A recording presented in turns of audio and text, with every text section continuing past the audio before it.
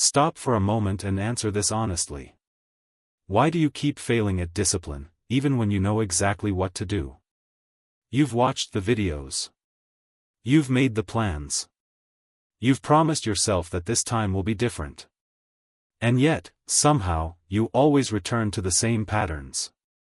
Distraction. Delay. Excuses. Then regret. If that cycle feels familiar, understand this clearly. The problem is not your laziness. The problem is your brain. You've been trying to fight your mind using willpower, as if discipline is something you force. But your brain does not respond to force. It responds to reward. It responds to patterns. It responds to what feels good in the moment, not what benefits you in the future. And that is exactly why discipline feels so hard. You are trying to use logic against a system designed for emotion. Here is the truth most people never realize. Discipline is not about becoming stronger. It is about becoming smarter than your own impulses. The people you admire for their consistency are not constantly battling themselves. They are not relying on motivation every single day. They have learned something far more powerful. They have learned how to trick their brain into cooperating. Right now, your brain associates discipline with pain. When you think about working out, studying, or building something meaningful, your mind immediately produces resistance. It tells you it will be uncomfortable. It tells you it will take too long. It tells you that you can start later. And because your brain is wired to avoid discomfort, you listen. But consider this. The same brain that resists discipline is the one that can become addicted to it. The same mind that avoids effort can be trained to crave it. This is not theory. This is psychology. Your brain is not fixed. It is programmable. And once you understand how to reprogram it, discipline stops feeling like punishment and starts feeling like power. Most people fail because they approach discipline like a moral obligation. They tell themselves, I should do this. That word alone is enough to trigger resistance. Should creates pressure. Pressure creates avoidance. And avoidance destroys consistency. The more you force yourself, the more your brain pushes back. Now compare that to something you enjoy. When you open your phone, scroll through content, or engage in something entertaining, you do not need discipline. You do not negotiate with yourself. You do not hesitate. You act instantly. Why? Because your brain has been trained to associate those actions with reward. Dopamine is released before you even begin. Anticipation becomes pleasure. This is where the shift begins. If you want discipline, you must stop treating it like a burden and start treating it like a reward system. You must redesign how your brain perceives effort. Number 1, redefine the starting point. Most people fail before they even begin because they make the task feel too big. Your brain sees a mountain and chooses comfort instead. The mistake is not in the action. It is in the scale. When something feels overwhelming, your brain categorizes it as a threat. And anything that feels like a threat triggers avoidance. The solution is simple, but most people ignore it because it feels too small to matter. You must shrink the entry point until your brain stops resisting. Not tomorrow. Not later. Right now. Instead of telling yourself you will work out for an hour, tell yourself you will do 5 minutes. Instead of saying you will study for 3 hours, say you will open the book and read 1 page. This is not about lowering standards. It is about bypassing resistance. Once you start, something changes. The hardest part of any disciplined action is not the effort.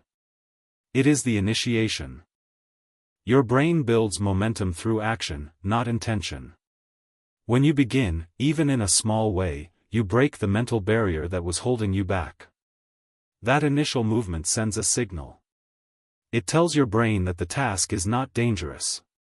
It tells your mind that resistance was unnecessary. And once that signal is sent, continuing becomes easier. This is how you trick your brain. You do not confront resistance head-on. You go around it. You make the starting point so small that your brain does not feel the need to fight you. Number 2, attach immediate reward. Your brain does not care about long-term success. It cares about what it gains now. That is why discipline fails for most people. The reward is too far away. You work today, but the result comes weeks or months later. Your brain does not connect the two. So you must create a bridge. You must give your brain a reason to enjoy the process itself. After completing a task, even a small one, acknowledge it. Not casually. Deliberately. Let your mind register the completion. Feel the satisfaction. You are training your brain to associate discipline with a positive outcome. Over time, this builds a loop. Action leads to reward. Reward reinforces action. This is the same mechanism that makes distractions addictive. The difference is that now you are using it in your favor. Number 3, remove negotiation. Every time you debate whether or not to act, you weaken your discipline. The longer you think, the more excuses your brain generates. It is not trying to help you. It is trying to protect you from discomfort. The solution is to eliminate the decision entirely. Decide once, then act without discussion. For example, instead of asking yourself, "Do I feel like working today?" you create a rule. At this time, I begin. No debate. No emotion. Just execution. This is how disciplined individuals operate. They do not rely on how they feel. They rely on systems. And systems remove the burden of choice. When there is no choice, there is no resistance. There is only action. Understand this clearly. Your brain is not your enemy, but it is not naturally aligned with your goals either. Left untrained, it will always choose comfort over growth, ease over effort, distraction over focus. But when you learn to guide it, to shape its responses, everything changes. Discipline is not something you force yourself into. It is something you design. And once you design it correctly, it stops feeling like a struggle and starts feeling like control. This is where most people are still stuck. They try harder instead of thinking smarter. They blame themselves instead of understanding the system. And because of that, they remain trapped in the same cycle, believing they lack something others have. But they don't lack discipline. They lack strategy. And in the next part, you're going to learn how to rewire your brain at a deeper level so that discipline no longer depends on effort at all, but becomes your default state. Now that you understand discipline is not about force but about design, we go deeper. Because knowing how to start is not enough. You can begin small, attach reward, remove negotiation, and still fall back into old patterns. Why? Because your brain is not just reacting in the moment. It is operating from identity. Most people try to build discipline on top of a weak self-image. They say, "I want to be consistent," but deep down, they still see themselves as someone who quits, delays, or avoids. That internal contradiction creates friction. And friction always leads to failure. Your brain is constantly asking one question beneath the surface. Is this who I am? If the answer is no, it resists. If the answer is yes, it cooperates. This is where the real shift happens. Discipline becomes natural when it aligns with identity. Not forced identity. Not fake confidence. Real, repeated proof. Number 4, change the way you label yourself. Every time you say, "I'm not disciplined," you reinforce that pattern. Your brain listens to that statement and adjusts your behavior to match it. It creates consistency, not with your goals, but with your beliefs. So you must replace the label. Not with empty affirmation, but with evidence-based identity. Instead of saying, "I'm trying to be disciplined," you say, "I am someone who follows through." Then you prove it in small ways. Not once. Not occasionally. Repeatedly. This is critical. Identity is not built through motivation. It is built through repetition. Every time you complete a task, no matter how small, you are casting a vote for the person you are becoming. Miss a day, and nothing breaks. Miss repeatedly, and you reinforce the opposite identity. This is why consistency matters more than intensity. A single extreme effort does not change who you are. Small repeated actions do. Your brain tracks patterns. When it sees you acting consistently, it updates your identity. And once that identity is accepted, discipline stops requiring effort. It becomes automatic behavior. Number 5, control your environment before you try to control your mind. This is where most people fail without realizing it. They rely on willpower in environments designed for distraction. You say you want to focus, but your phone is within reach. You say you want to work, but your environment is filled with triggers that pull your attention away. Then you blame yourself for lacking discipline. But discipline is not tested in neutral conditions. It is tested in hostile ones. Your environment shapes your behavior more than your intentions. If distraction is easy, you will be distracted. If focus is easy, you will focus. So change the environment. Make distractions harder to access. Put your phone in another room. Remove unnecessary tabs. Design your space so that the default action is the productive one. This is not weakness. This is strategy. You are not avoiding temptation because you are weak. You are eliminating it because you are intelligent. Number 6, use friction to your advantage. Most people think friction is the enemy. They try to remove all difficulty from their lives. But friction is what shapes behavior. You need to reduce friction for the habits you want and increase friction for the habits you don't. If you want to exercise, make it easy to start. Keep your clothes ready. Remove any barriers between you and the action. If you want to stop wasting time, make it harder to access those distractions. Add steps. Add inconvenience. Your brain always chooses the path of least resistance. So you must control what that path leads to. This is how you guide behavior without constant effort. You are not fighting yourself. You are directing yourself. Number 7, understand the illusion of motivation. Most people are waiting to feel ready before they act. They believe motivation comes first, then action follows. But in reality, it works the opposite way. Action creates motivation. When you start something, even in a small way, your brain begins to engage. It releases energy. It builds momentum. That momentum becomes motivation. Waiting to feel ready is a trap. It delays action. And delayed action weakens identity. Disciplined individuals do not wait. They begin. And once they begin, motivation follows. This is why starting small is so powerful. It bypasses the need for motivation entirely. Number 8, reward consistency, not perfection. Perfection is the fastest way to destroy discipline. The moment you expect flawless execution, you create pressure. And pressure leads to avoidance.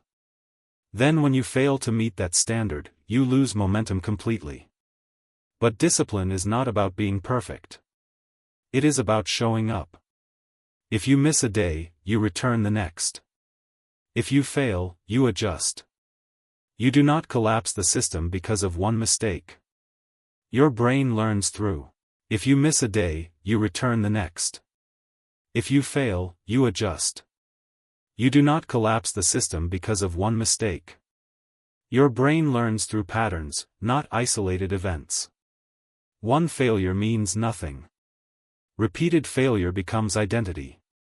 So you protect the pattern. This is where most people lose. Not because they lack ability, but because they break their own system after a single mistake. They think, I've already failed, so it doesn't matter anymore. But it does matter. Because every return strengthens your control. Number 9. Create psychological distance from your impulses. When you feel resistance, understand this. That feeling is not you. It is a signal. A temporary reaction from your brain trying to protect you. If you identify with it, you obey it. If you observe it, you control it. Instead of saying, "I don't feel like doing this," you say, "My brain is resisting this." That small shift changes everything. It separates you from the impulse. And once you are separate, you can act despite it. This is what disciplined people understand. They do not eliminate resistance. They move through it without attachment. Your brain will always try to pull you toward comfort. That will never change. What changes is your response. At this point, you should see the pattern. Discipline is not built through intensity. It is built through intelligent systems. You shrink the start. You attach reward. You remove negotiation. You shift identity. You control environment. You manage friction.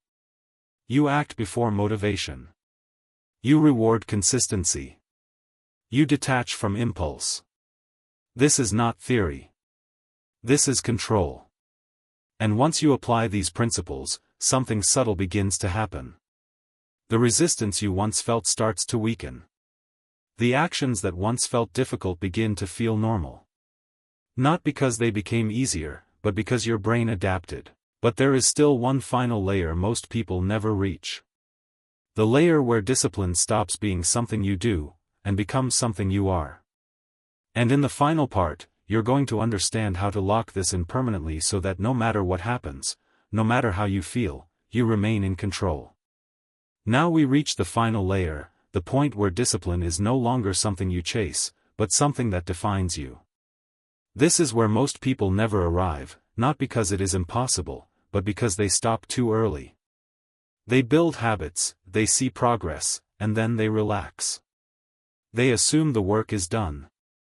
But discipline is not a phase. It is a standard. And standards must be protected. At this level, you are no longer trying to trick your brain occasionally. You are conditioning it permanently. You are shifting from temporary control to long-term dominance over your own behavior. Number 10. Eliminate emotional dependency from action. Most people are still controlled by how they feel. If they feel good, they act. If they feel tired, distracted, or unmotivated, they delay. That means their discipline is not real. It is conditional. And anything conditional can be broken. You must reach a point where action is independent of emotion. Where you no longer ask, "Do I feel like doing this?" but instead operate from a fixed standard. This is what separates those who maintain discipline from those who lose it. One group negotiates with emotion. The other ignores it. Understand this clearly. Your emotions are temporary. Your actions create permanence. If you build your life based on how you feel in the moment, you will always remain unstable. But if you build your life based on what must be done, regardless of feeling, you create consistency. This is not about becoming emotionless. It is about becoming controlled. Number 11. Use delayed gratification as a weapon. Your brain is addicted to instant reward. That is why distractions are so powerful. They give you immediate satisfaction with no effort. Discipline operates in the opposite direction. It requires effort first, reward later. So you must train your brain to tolerate delay. Start by introducing small moments where you resist immediate gratification. When you feel the urge to check your phone, wait. When you feel the urge to escape discomfort, stay. You are not just resisting. You are training. Every time you delay gratification, you strengthen your control. You prove to your brain that you are not dependent on immediate reward. Over time, this builds something powerful: patience. And patience is the foundation of discipline. Without it, you will always seek the fastest escape. Number 12. Track evidence of your discipline. Your brain believes what it sees repeatedly. If you do not track your actions, your progress feels invisible. And invisible progress leads to loss of motivation. So you must make it visible. Keep a simple record. Not for perfection, but for proof. Every completed task becomes evidence. Every day you follow through becomes reinforcement. When you see that evidence accumulate, something changes. Your brain begins to accept a new identity. Not because you told it to, but because you showed it. This is how you solidify discipline. Through undeniable proof. Number 13, embrace discomfort as a signal of growth. Most people interpret discomfort as something negative. Something to avoid. But discomfort is not the enemy. It is the indicator. When you feel resistance, when something feels difficult, that is where growth is happening. That is where your brain is being forced to adapt. If you avoid discomfort, you avoid growth. If you move toward it, you expand your capacity. Disciplined individuals do not run from discomfort. They recognize it. They understand that ease leads to stagnation, while difficulty leads to progress. So instead of asking, "How do I avoid this?" you ask, "What is this building?" That shift changes your relationship with effort. Number 14, remove the illusion of later. One of the most dangerous lies your brain tells you is that you can do it later. Later feels safe. Later feels comfortable. But later is where discipline dies. Because later is not a real time. It is an escape. Every time you delay action, you reinforce the habit of avoidance. You teach your brain that postponing is acceptable. And once that pattern is established, it spreads into every area of your life. So you must eliminate it completely. When something needs to be done, you act. Not eventually. Not when it feels right. Now. This is how you break procrastination. Not through motivation, but through immediacy. Number 15, protect your discipline from external influence. At this stage, your greatest threat is no longer your own mind. It is your environment and the people around you. Most people are not disciplined. They operate on comfort, distraction, and convenience. And if you are not careful, their behavior will influence yours. You must be selective. Not everyone deserves access to your time, your energy, or your focus. If someone consistently pulls you away from your standards, they are a liability. This does not mean isolation. It means control. You surround yourself with environments and individuals that reinforce your discipline, not weaken it. Because discipline is not just an internal battle. It is an external one as well. At this point, everything becomes clear. Discipline is not about forcing yourself to do hard things every day. It is about building a system where those actions become natural. You do not wake up and rely on motivation. You follow your structure. You do not wait for the perfect moment. You create it through action. You do not depend on how you feel. You depend on what you have trained yourself to do. This is how you trick your brain, not through deception, but through design. You reshape its patterns. You control its inputs. You redefine its rewards. And once that system is in place, discipline stops feeling like resistance. It becomes identity. Now understand the final truth. Most people will never reach this level because it requires consistency beyond comfort. It requires thinking differently when everyone else is acting emotionally. It requires control when others are reacting. But if you apply what you've learned, you separate yourself. You become someone who does not rely on chance, mood, or external validation. You become someone who acts with precision. And that is what discipline truly is. Not restriction. Not punishment. Control. So now the question is not whether discipline is possible for you. The question is whether you are willing to stop fighting your brain, and start mastering it.